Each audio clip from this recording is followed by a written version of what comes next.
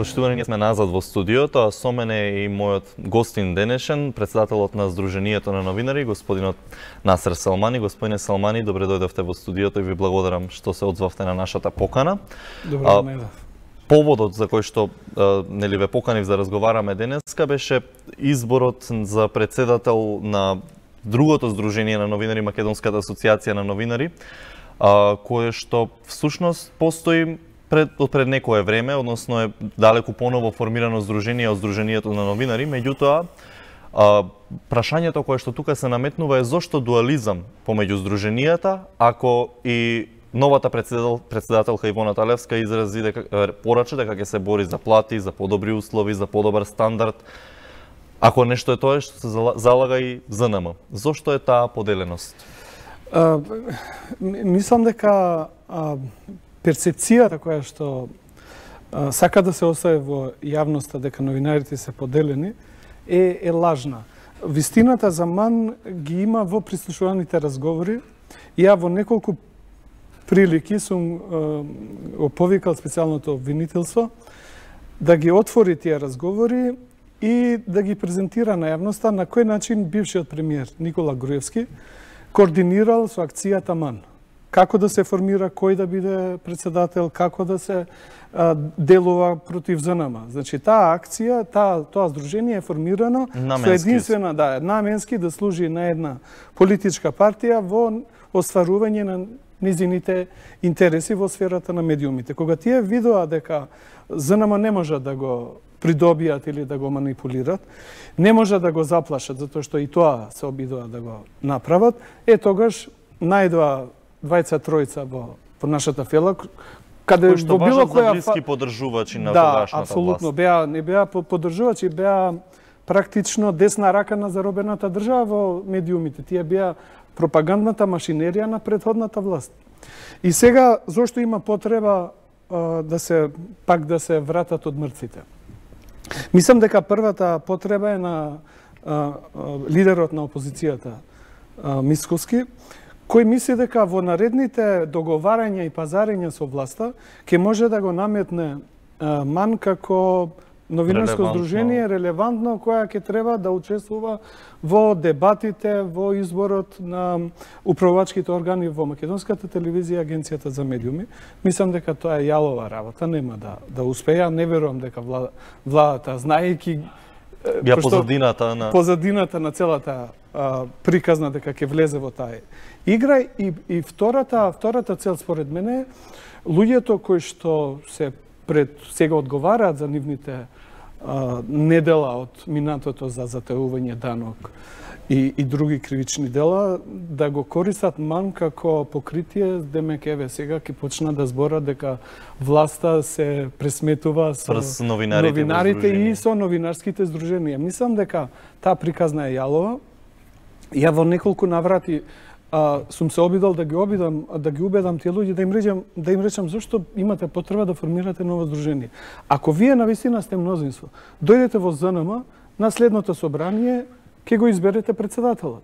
Меѓутоа, очигледно дека намерата не е да служат на новинарите, туку да служат на една политичка групација, јас ја нарекувам уште заробена држава, и се разбира да се спасат себе од постапките што се водат против нив. Така, мислев на поделеност, мислев повеќе на тоа дека ние немаме да се разбереме,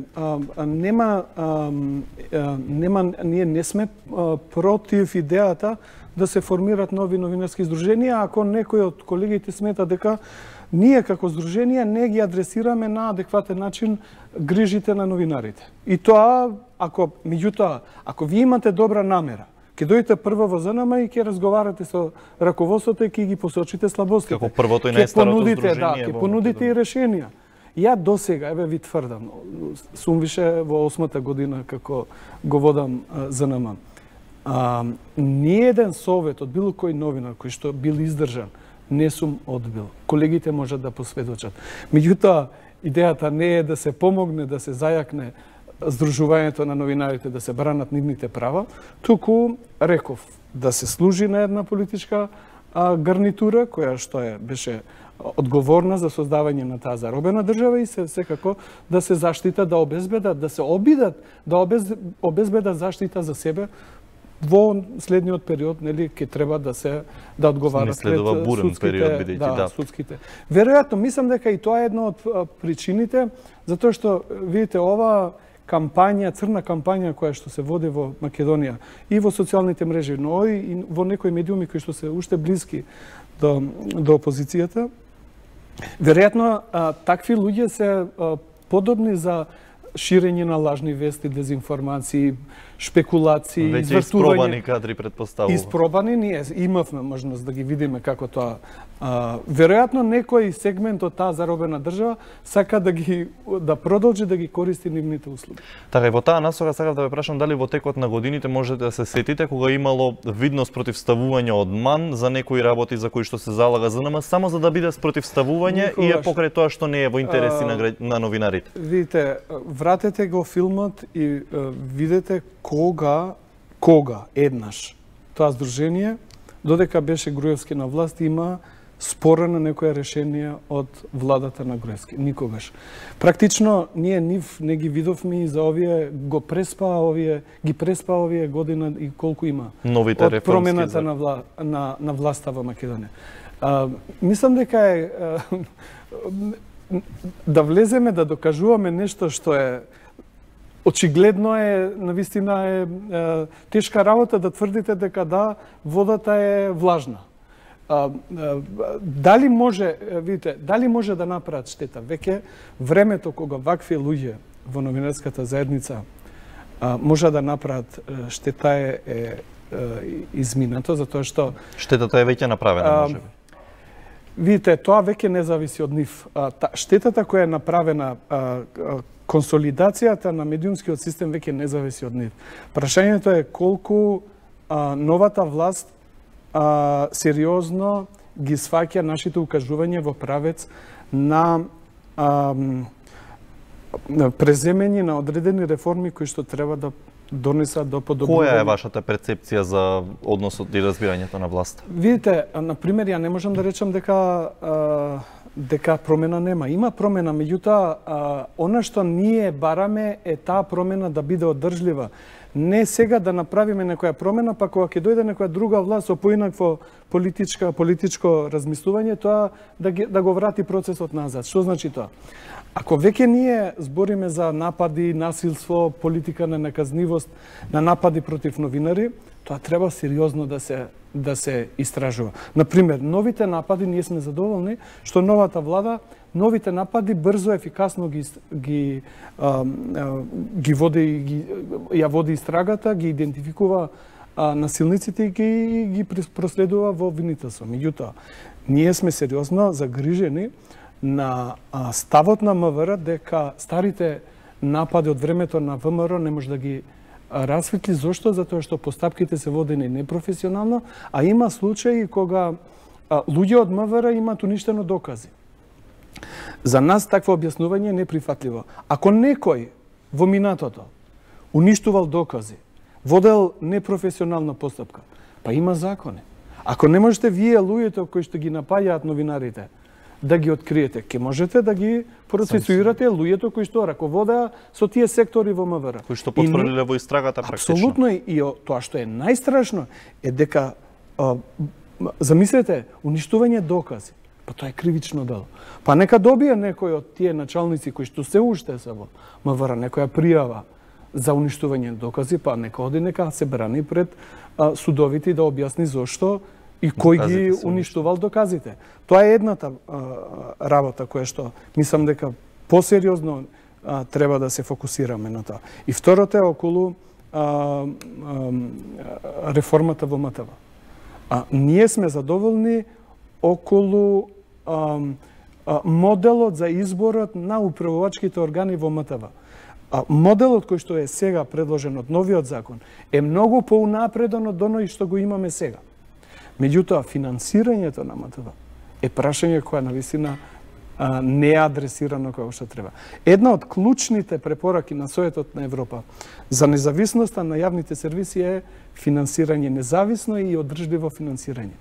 Замислете, во 2016 МТВ има 20 милиони евра. Како се трошени, тоа е веќе прашање на други органи. Ако имало злоупотреби, нека оди обвинителството, ревизијата, нека ги утврди тоа. Ја не можам за тоа да зборам. Меѓутоа има 20 милиони евра. Знаете сега колку има МТВ? 12 милиони евра. Скратени 8 милиони евра. Ако некој мисли дека без значајно зголемување на финансиите за МТВ, дека ќе направиме слободен, професионален, јавен сервис, кој што ќе на некој начин ќе воспостави модел на однесување на новинарите во Македонија или да биде пример за другите медиуми како се работи професионално, мислам дека ќе биде неможно. Во законот има некоја решение која скалесто ќе се зголеми процентот од буџетот за финансирање на МТВ и тоа е добро, меѓутоа вие гледате дека законот е заглавен и практично МТВ уште има не само што не се зголемија средствата, туку им се намалија за 40%. И се соочува со екзистенционални проблеми, Видите, предпоставувам. МТВ секогаш ќе може да има ваква програма каква што има.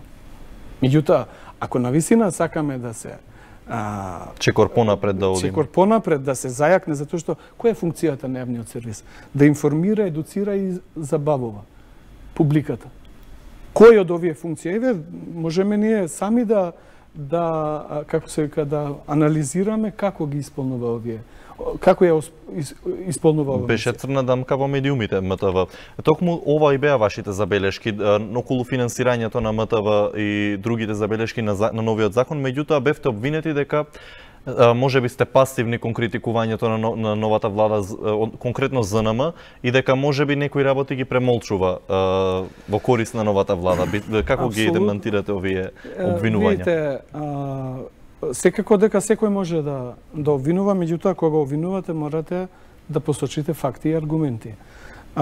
Вие знаете дека ние силно се судривме со новата влада околу новиот закон. Сеќавате кога се обидоа практично професионалните стандарди да ги регулираат со закон. И тоа се случи на јавна сцена. Некој ќе рече дека тоа било филм, но ако мислат дека така лесно се инсценира такви ситуации, нека повелат на тие дебати па да видат како изгледа тоа. Ние силно се судривме и мене ми е драго што новата влада сфати дека било која построга регулација на онлайн медиумите е лоша идеја и дека навистина Македонија, која што е во групата на земји по слобода на изразување со африкански земји, во индексот на Freedom House и Репортери без граници, да биде прва во Европа што ќе влезе во регулација на интернет просторот, е апсолутно неприфатливо. И како ние, зошто ние, што сега, ние баравме да не се регулира и овие се повлекуваат од таа идеја, што да речеме не дека тоа е лошо, по секоја цена ние да критикуваме не.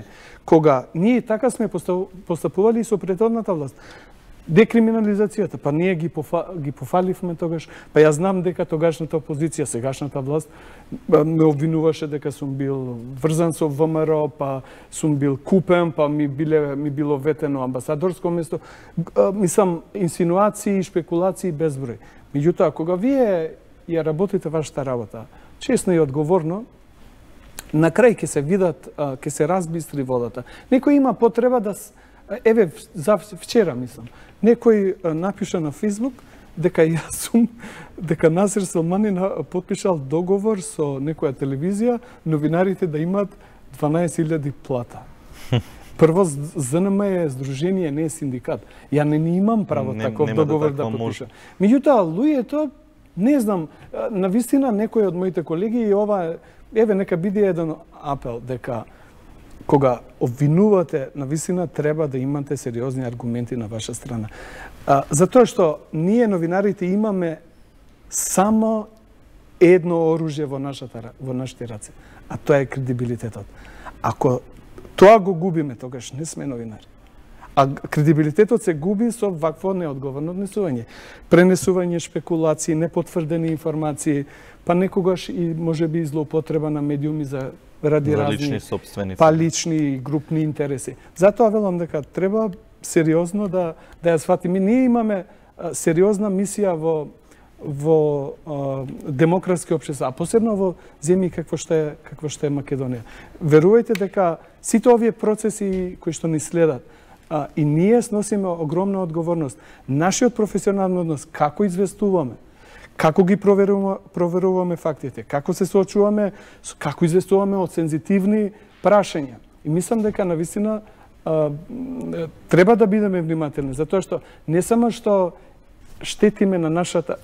Прво правиме штета на нас себе, лично како новинари, на фелата, но можеме да направиме и голема штета и во општеството. Така го спомнавте кредибилитетот и тоа прашање можеби уште на почетокот требаше да го поставам. Кој е кредибилитетот на Ивона Талевска, која што е со под првостепен суд е осудена и со признаена вина да води едно здружение, да комуницира со меѓународна заедница, или да се наметне како релевантно здружение, и која е политиката на ЗНМ доколку некој член на ЗНМ евентуално се соочи со такви правни последици? Како тој член би бил третиран? Еве да направиме една паралела доколку може, бидејќи на тој начин се губи кредибилитетот, а тоа го спомнавте е се што новинарот го има. Ние слушавме многу прислушувани разговори за однесувањето на луѓето кои што и сега мислам дека го водат ТВ Сител и другите медиуми. Мислам дека малку човек да има перде и срам, после тоа ќе си поднесе оставка. Меѓутоа очигледно тие луѓе немаат ни срам ни перде, па продолжуваат понатака да продават една приказна која што не може да се продаде. Завршена е таа приказна, сега веќе ние влегуваме во некои нови води. Која е разликата меѓу нас и тоа така наречено здружение? Во ЗНМ функционира Советот на честа. Мене ми е жал што луѓето малку се информирани за тоа. Кога некој наш член ќе се огреши или некој граѓанин смета дека му се прекршени неговите права од начинот како некој од нас известува, има право да поднесе жалба. И тоа онлайн, не мора да дојде во ЗНМ за да го направи тоа. И тоа е предмет на суд на Советот на честа. И тоа Советот на честа ќе седне и ќе утврдува. Вие знаете дека во последно време, барем и ја гледам десетина примери каде што Советот на честа донесува сериозни одлуки во кои утврдува сериозни повреди на етичкиот кодекс на новинарите. Верувајте, некој ќе рече, ама тоа е само морална санкција.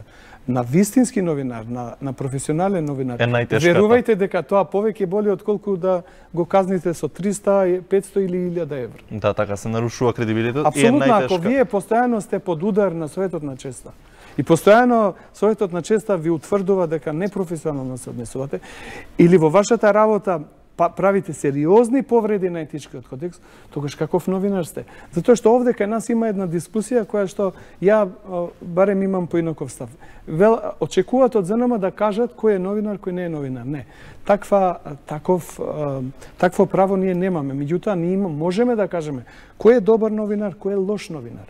Ако некој постојано е на тапет на Совет на честа, тоа покажува дека навистина тој новинар има... Може би треба да се збогува со професијата, да речеме. Па на некој начин во ситуирани држави, такви новинари верувајте дека губат работа. Еден начин на губење на некоја лиценца, да речеме. Значи губат, не губат лиценца, губат работа, затоа што ако еднаш, два пати вие грешите, тогаш луѓето во медиумот ќе му ги откажат услугите, ќе рече извинете, ама вие очигледно дека како со лекарите што не би смелени или си дозвола да направат грешка.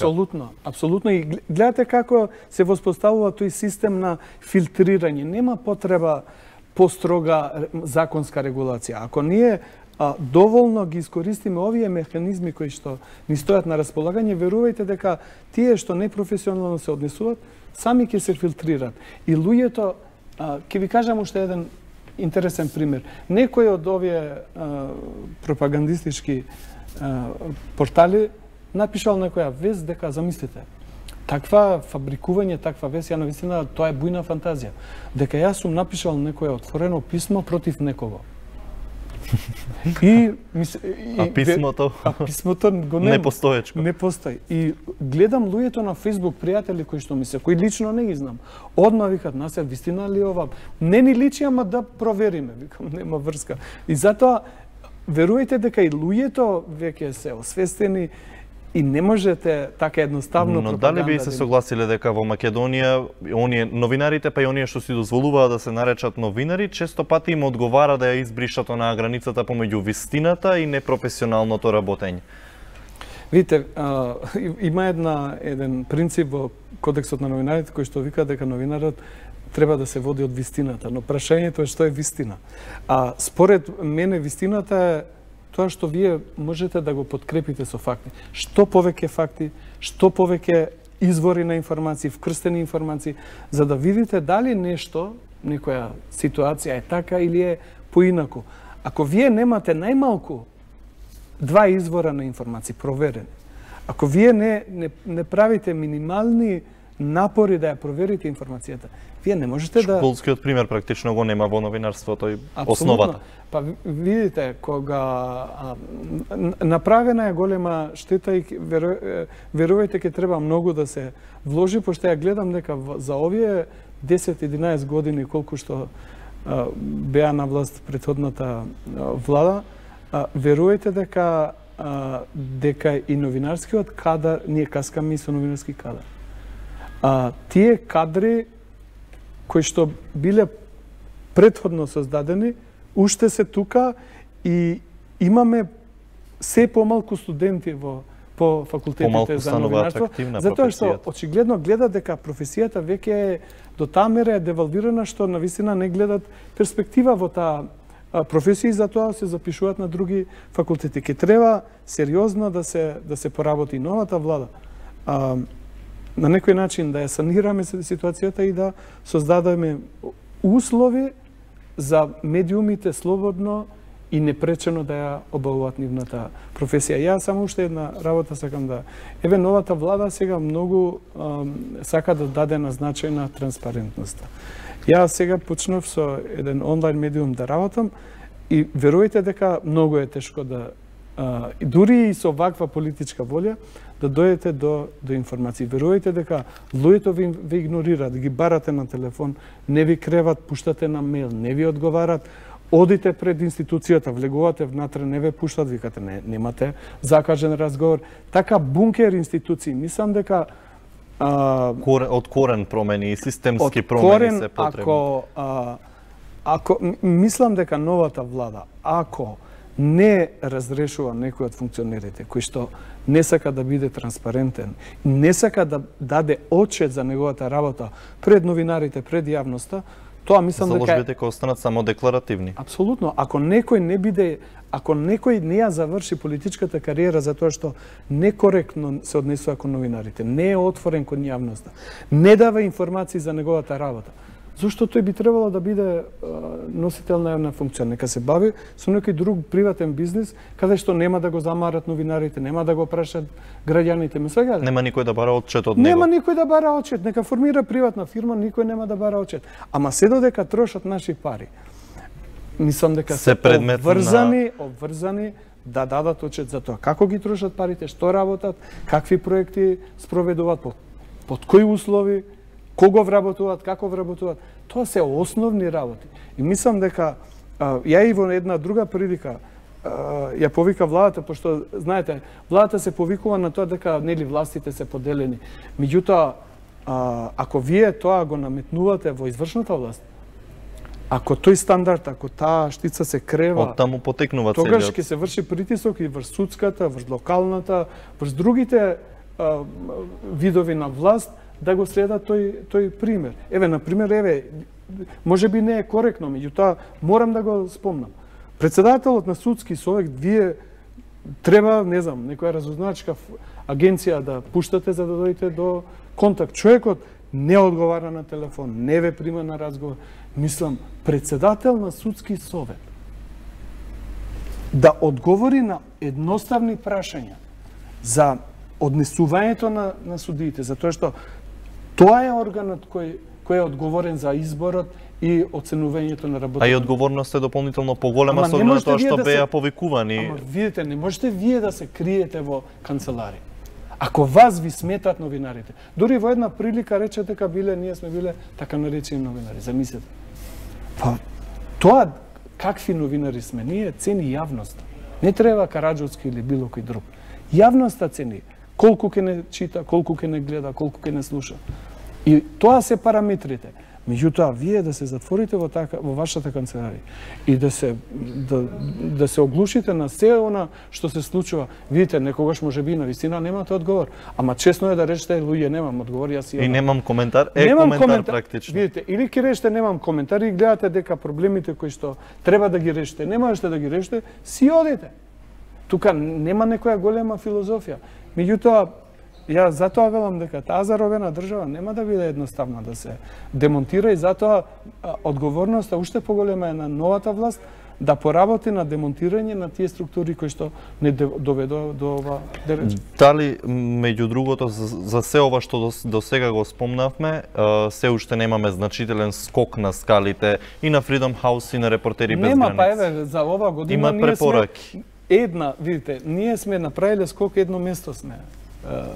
Со некоја друга земја у Африка сме се смениле. Пак сме доле, пак сме на, како се вика, на долната група на земји во... И јас се обидувам и сум, верувајте, некогаш ме забележуваат зашто сум остар во риториката. Меѓутоа, верувајте, можеби тоа е дел од нашата политичка култура. Ако вие некои работи ги пренесувате на состаноци, ги замолувате, сте фин, па се обидувате, верувајте дека не ве земат предвид. Но кога ќе излезете жестоко ќе ги критикувате, тогаш тоа знае да пали. Значи, прашањето на слободата на изразување ќе биде еден од клучните индикатори врз кој Македонија ќе се вреднува следната година, дали ќе ги почне преговорите или не. Ние како здружение, решенијата се на маса. Само треба да има политичка волја тие мерки да се спроведуваат. Спомнавме целосно расветлување на сите напади против новинари, затоа што тоа е основно. Ако новинарите не се слободни, и ако секој се зима за право да може да нападне тие се напајат, па и никој не одговара за тоа, па каква слобода на изразување и каква слобода на медиуми. Затоа што политиката на неказнивост прави нападите да продолжат и да ескалират. Затоа ако денеска некој изеде шамар, утре дента верувајте дека ќе биде нападен со боксови, следниот ден со шипки ќе го нападат, а можеби еден ден може и да го убијат. Затоа што видите во Европа, замислите, членки на Европската унија, Малта, Словачка, има убиени новинари и ова приказна не е наивна. Затоа велам на новата власт. Ова прашање многу сериозно треба да го земат во предвид. Ние работиме со нив, имавме неколку обуки и интересно е да разговарате со луѓето од полицијата. Пред некое време беше печатлива дебатата обуката односно со полицијата. Видите, имаме ние посебно има една интересна култура на размислување во нашата полиција. Еден од началниците ме праша вака: а зошто мислите дека вас новинарите на протести треба да ве третираме посебно од обичните луѓе? Значи, човекот не разбира дека новинарите се таму гласот на јавноста. И на должност практично исто кој полицајците. Да, ама која е функцијата? Значи, вие сте таму да следите тоа што се случува, за да ги информирате луѓето. Ако луѓето се неинформирани, не функционира системот, демократијата е смислена по принципот check and balance. Да се контролират меѓу себе. Ако луѓето не се информирани како се однесува власта, за да може на следните избори можеби да го смени ставот да гласа за некој друг или да ги поддржи. Знаете, значи таа карика не функционира и човекот вика: а зошто вие мислите дека ние вас треба посебно да ве третираме? Значи, во нашите институции луѓето не ја разбираат и одбиват функција на медиумите во едно демократско общество. А и начинот на работа, предпоставувам дека не го сваќаат како тоа ние известуваме од протестите. Тоа покажува дека ние навистина многу треба да работиме со институциите, и со полиција, и со обвинителство, и со судовите, да се смени тој менталитет.